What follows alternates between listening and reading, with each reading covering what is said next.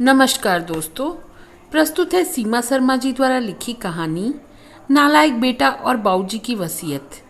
राजू, वकील साहब कितने बजे तक आ जाएंगे? हमें शाम को निकलना भी है। अगर बाऊजी की वसीयत का नाटक नहीं होता तो हम कल ही निकल जाते। बाऊजी को क्या ज़रूरत थी वसीयत बनाने की? सब कुछ हम तीनों भाइयों का ही तो था, बराबर बांट लेते हम। दिल्ली में इतनी छुट्टी नहीं मिलती, ना ही बच्चों के स्कूल में और ना ही ऑफिस में। राजू के बड़े भाई बोले। राजू एक भोला भाला और सच्चे दिल का इंसान था।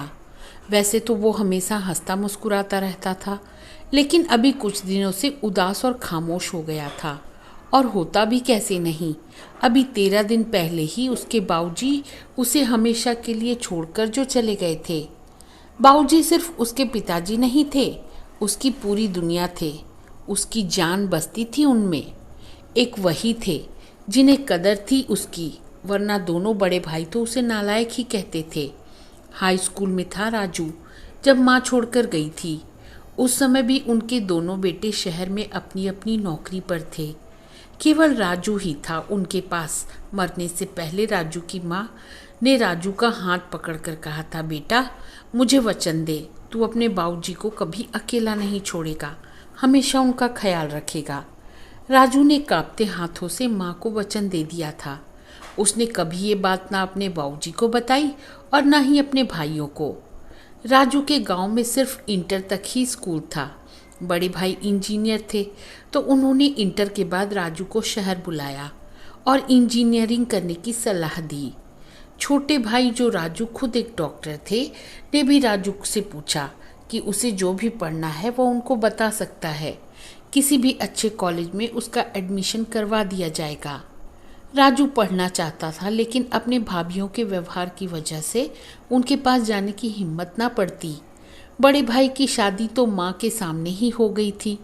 पहले तब भी बड़ी भाभी कभी कभी गांव आ जाया करती थी, लेकिन अब तो उन्हें गांव आने में शर्म आती है।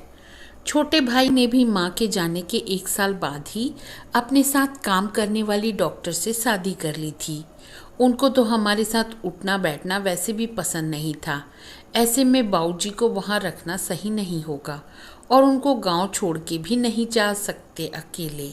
हरी काका ने तो कहा था कि चले जाओ राजू बेटा, मैं रख लूँगा बाऊजी का ध्यान। लेकिन राजू का मन नहीं माना और उसने आगे न पढ़ने का निर्णय लिया। बाऊजी ने बहुत समझाया था, लेकिन राजू अपने निर्णय पर अटल रहा। दोनों भाइयों के साथ साथ गांव के और भी लोग बाऊजी से कहते कि उनका छोटा बेटा तो नालायक निकला। बाऊजी कुछ नहीं कहते, बस मुस्कुरा जाते थे। राजू ने गांव में ही रहकर खेती करना शुरू किया और इतनी मेहनत की कि हर साल सबसे ज़्यादा फसल राजू के खेत में ही होती।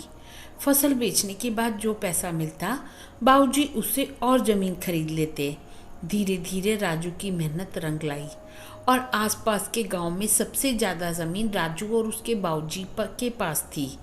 बाऊजी हमेशा कहते थे कि ये ज़मीन तेरे नाम करा देता हूँ, लेकिन वह हमेशा बाऊजी के नाम ही करा देता। बाऊजी ने पास के ही गांव की एक लड़की से राजू की शादी करवा दी थी।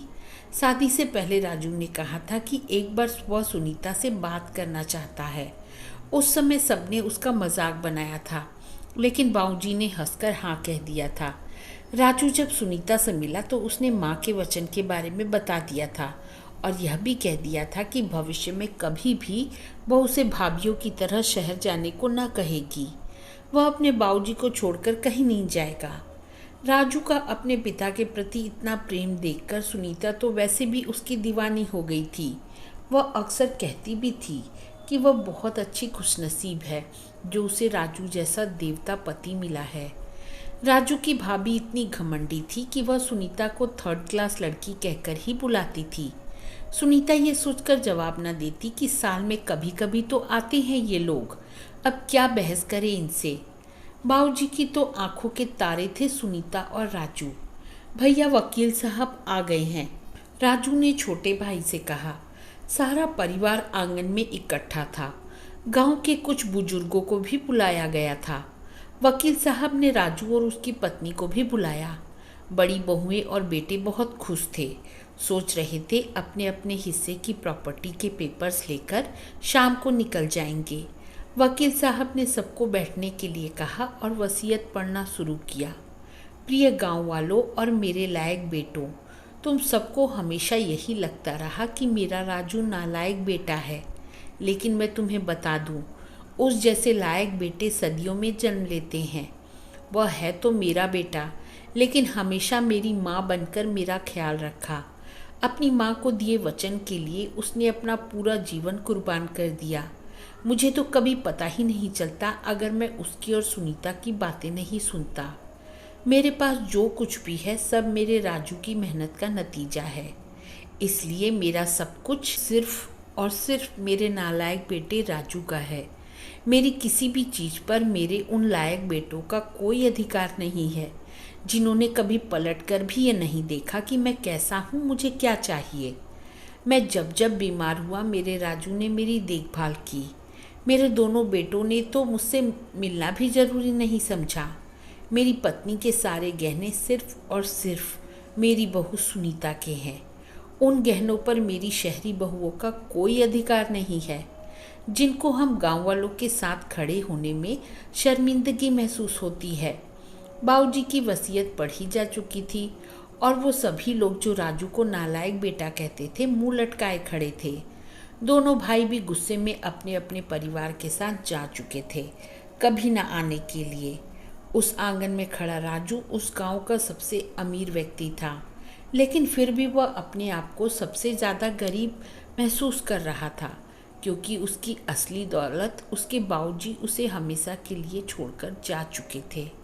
तो दोस्तों, मुझे उम्मीद है यह कहानी आपको पसंद आई होगी। अब मिलती हूँ अगली कहानी के साथ, तब तक के लिए अलविदा।